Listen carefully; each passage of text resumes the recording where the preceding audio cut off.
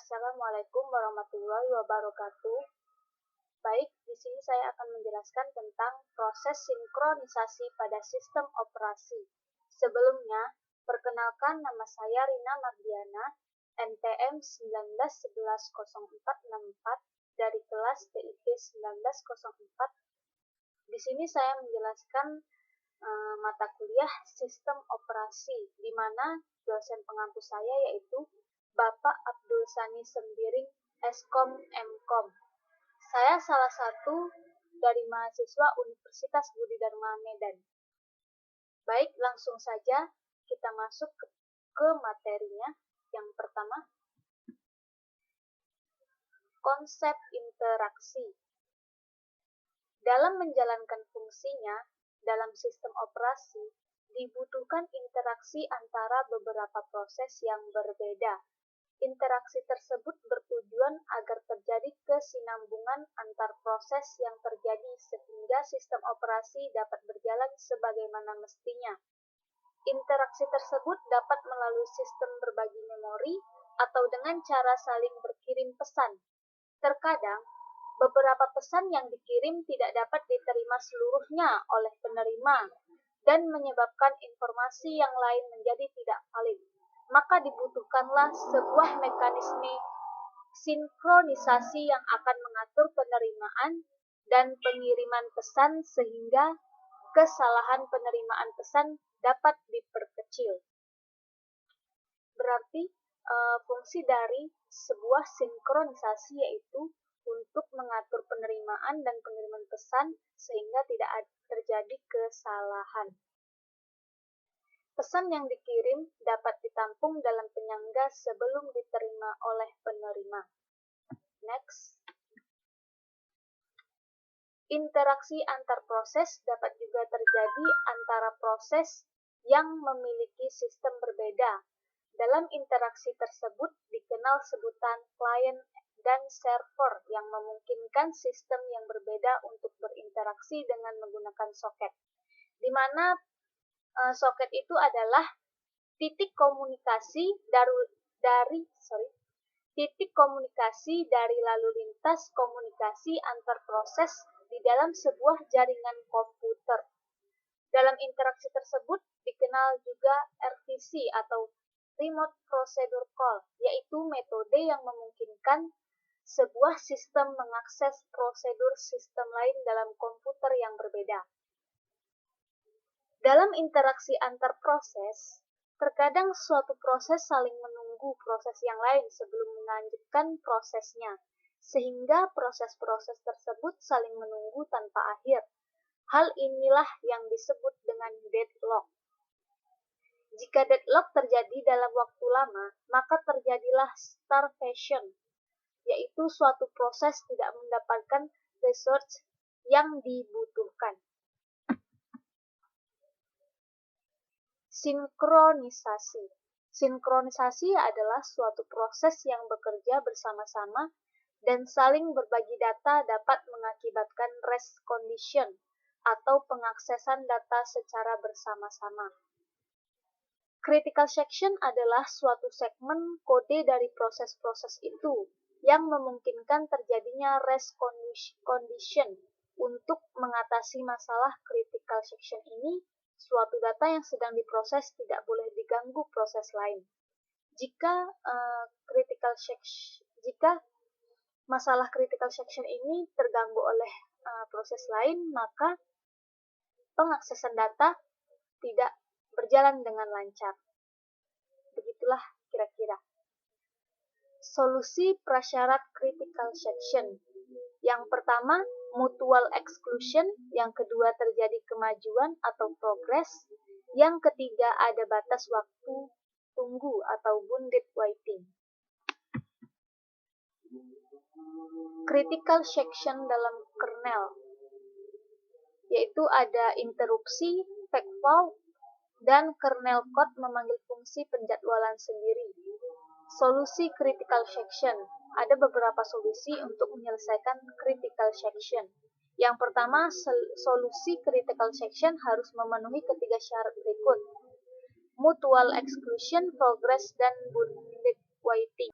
Algoritma 1 dan 2 terbukti tidak dapat memecahkan masalah critical section untuk dua proses karena tidak memenuhi syarat progress dan bounded waiting. Algoritma yang dapat menyelesaikan masalah critical section pada dua proses adalah algoritma 3. Sedangkan untuk masalah critical section pada n sampai buah proses dapat diselesaikan dengan menggunakan algoritma tukang roti, di mana yang dimaksud dengan algoritma tukang roti adalah algoritma ini didasarkan pada algoritma penjadwalan yang biasanya digunakan oleh tukang roti, di mana urutan pelayanan ditentukan dalam situasi yang sangat sibuk. Algoritma ini dapat digunakan untuk memecahkan masalah critical section untuk n buah proses, itulah fungsinya. Dan selanjutnya perangkat sinkronisasi. Instruksi test and set adalah instruksi atomik yang dapat digunakan untuk menangani masalah critical section. Yang kedua, semafor, yaitu sebuah variabel yang hanya dapat diakses oleh dua buah operasi standar, yaitu increment dan decrement. Dua buah jenis semafor yaitu binary semafor dan counting semafor. Semafor berfungsi untuk menangani masalah critical section, mengatur alokasi resource, dan sinkronisasi antar proses. Next. Monitor. Monitor digunakan untuk menangani masalah yang muncul karena pemakaian semafor.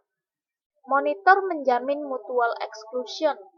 Untuk menangani masalah sinkronisasi yang lebih rumit, monitor menyediakan condition variable. Dan ada juga GVM. GVM mengimplementasikan monitor. Monitor GVM bekerja dengan objek looking dan metode-metode white serta notify. Monitor GVM dapat digunakan dengan menggunakan keyword synchronized.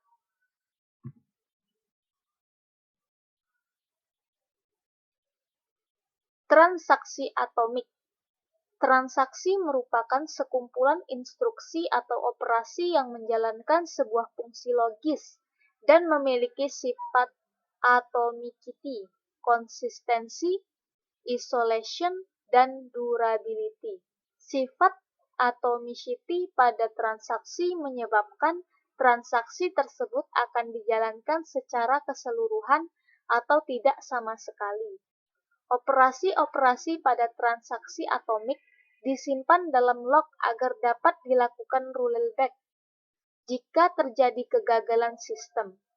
Dengan memanfaatkan log, pemulihan data dapat dilakukan dengan melakukan undo atau redo. Untuk menghemat waktu pada saat rollback, kita dapat memberikan operasi checkpoint pada transaksi sehingga kita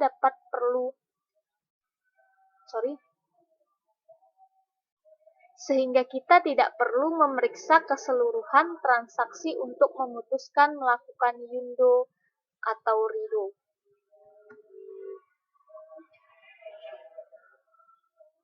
Serialisasi diperlukan ketika beberapa transaksi atomik dijalankan secara bersamaan. Hal ini dimaksudkan agar sifat konsistensi hasil eksekusi transaksi dapat terpenuhi. Ada dua cara untuk menjaga agar penjadwalan bersifat serializable, yaitu protokol penguncian dan protokol berbasis waktu. Pada protokol penguncian, setiap data yang akan diakses harus dikunci oleh transaksi yang akan memakainya agar transaksi lain tidak bisa mengakses data yang sama.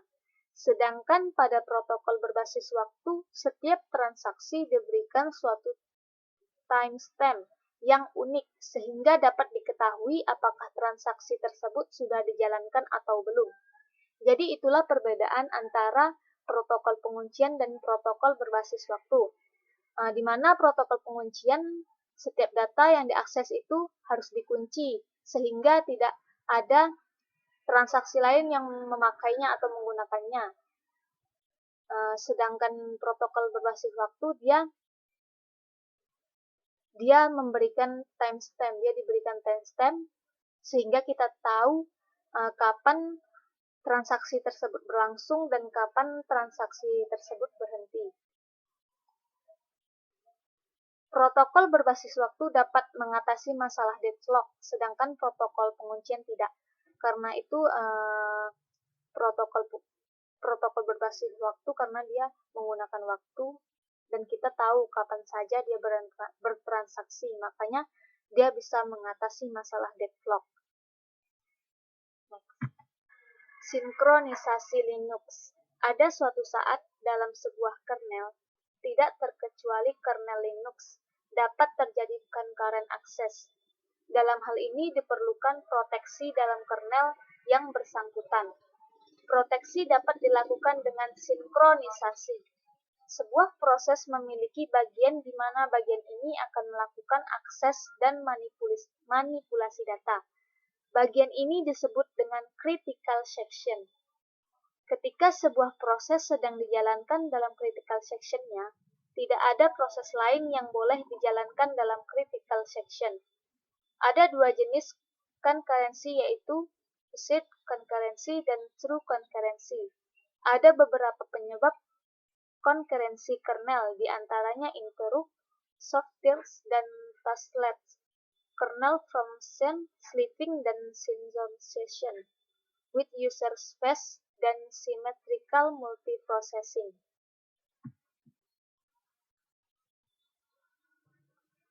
Looking yang paling umum digunakan dalam Linux adalah spinlock. Spinlock adalah look yang hanya dapat dilakukan oleh satu thread.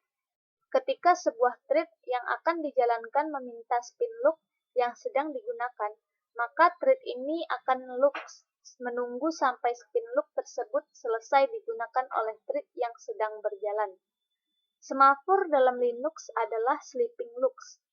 Ketika sebuah thread meminta semaphore yang sedang digunakan, maka semaphore akan meletakkan thread tersebut dalam white wiwi dan menyebabkan thread tersebut masuk status sleep. Symmetrical multiprocessing atau SMP mendukung adanya pengeksekusian secara paralel dua atau lebih thread oleh dua atau lebih prosesor. Kernel Linux 2.0 adalah kernel Linux pertama yang diperkenalkan konsep SMP.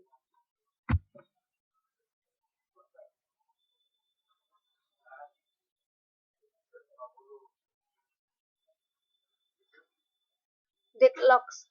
Deadlock adalah suatu keadaan di mana sistem seperti terhenti dikarenakan setiap proses memiliki sumber daya yang tidak bisa dibagi dan menunggu untuk mendapatkan sumber daya yang sedang dimiliki oleh proses lain. Starvation. Starvation adalah keadaan di mana satu atau beberapa proses kelaparan karena terus dan terus menunggu kebutuhan sumber dayanya dipenuhi. Namun, karena sumber daya tersebut tidak tersedia atau dialokasikan untuk proses lain, akhirnya proses yang membutuhkan tidak bisa memilikinya. Kondisi seperti ini merupakan akibat dari keadaan menunggu berkepanjangan. Ada beberapa karakteristik terjadinya deadlock. Yang pertama, mutual exclusion. Yang kedua, halt and wait, dan yang ketiga, no preemption, dan yang keempat, circular wait. Mekanisme penanganan deadlock. Yang pertama, pengabaian ostrich algorithm, kedua, pencegahan, ketiga, penghindaran, dan yang keempat, pendeteksian dan pemulihan. Diagram graph. Deadlock adalah suatu kondisi di mana proses tidak berjalan lagi ataupun tidak ada komunikasi lagi antar proses di dalam sistem operasi. Deadlock disebabkan karena proses satu menunggu sumber daya yang sedang dipegang oleh proses lain yang sedang menunggu sumber daya yang dipegang oleh proses tersebut. Untuk mendeteksi deadlock dan menyelesaikannya dapat digunakan graf sebagai visualisasinya. Jika dalam graf terlihat adanya perputaran, maka proses tersebut memiliki potensi terjadinya deadlock. Maka jika tidak ada perputaran di graf tersebut, di visualisasinya memiliki potensi terjadi deadlock. Jika tidak ada perputaran, maka proses tersebut tidak terjadi deadlock. Jadi deadlock akan terjadi ketika adanya perputaran pada graf. Namun, jika dalam graf tidak terlihat adanya perputaran, maka proses tersebut tidak akan terjadi deadlock. Implementasi graf dalam sistem operasi yaitu penggunaannya untuk penanganan deadlock pada sistem operasi. Di antaranya adalah graf alokasi sumber daya dan graf tunggu. Graf alokasi sumber daya dan graf tunggu merupakan graf sederhana dan graf berarah. Dua graf tersebut adalah bentuk visualisasi dalam mendeteksi masalah deadlock pada sistem operasi. Untuk mengetahui ada atau tidaknya deadlock dalam suatu graf alokasi sumber daya dapat dilihat dari perputaran dan sumber daya yang dimilikinya. Jika tidak ada perputaran berarti tidak ada deadlock. Jika ada perputaran ada potensi terjadi deadlock. Sumber daya dengan instan, tunggal, dan perputaran pasti akan mengakibatkan deadlock. Pada graf tunggu, deadlock terjadi jika dan hanya jika pada graf tersebut ada perputaran. Untuk mendeteksi adanya perputaran diperlukan operasi sebanyak n/2, di mana n adalah jumlah simpul dalam graf alokasi sumber daya. Selanjutnya, bundit buffer.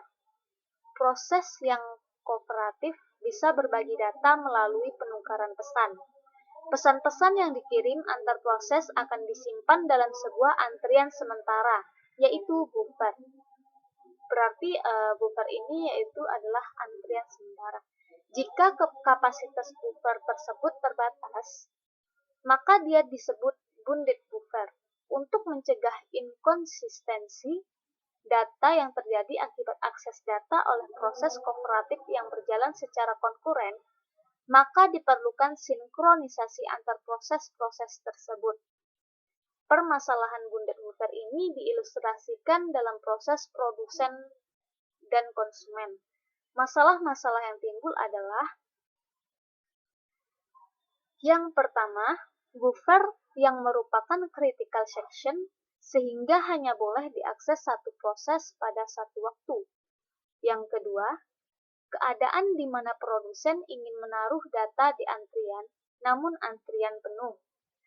Dan yang ketiga, keadaan di mana konsumen ingin mengambil data dari antrian namun antrian kosong. Untuk menyelesaikan masalah bundit buffer tadi, digunakanlah perangkat sinkronisasi semafor. Semafor yang digunakan dalam penyelesaian masalah ini yaitu mutex yang menjaga buffer hanya diakses satu proses pada satu waktu. Yang kedua tempat kosong, dan yang ketiga tempat terisi. Dengan demikian, produsen yang ingin menaruh data atau konsumen yang ingin mengakses data harus memeriksa apakah proses lain sedang memakai buffer atau menggunakan mutex dan memeriksa apakah buffer penuh atau kosong. Maka itu produsen ataupun konsumen harus teliti. Mereka jika ingin mengakses, maka mereka harus memeriksa terlebih dahulu. Jika tidak, maka tidak akan terjadi pemakaian buffer, tidak akan terjadi. Readers atau writers. Readers atau writers merupakan sebuah masalah klasik dalam contoh sinkronisasi untuk menjaga validitas data. Jika reader sedang mengakses data, reader-reader yang lain boleh ikut mengakses data. Tapi, writer harus menunggu sampai data tidak diakses siapapun. Jika writer sedang mengakses data, Tidak boleh ada thread lain yang mengakses data. Semapur digunakan untuk sinkronisasi antar thread. Disinilah egoisnya si readers. Kalau si readers, dia mengakses data, readers lain boleh mengakses data juga. Tetapi kalau readers, dia harus sendiri. Jika dia sedang mengakses data, maka reader lain tidak boleh ada yang mengakses data.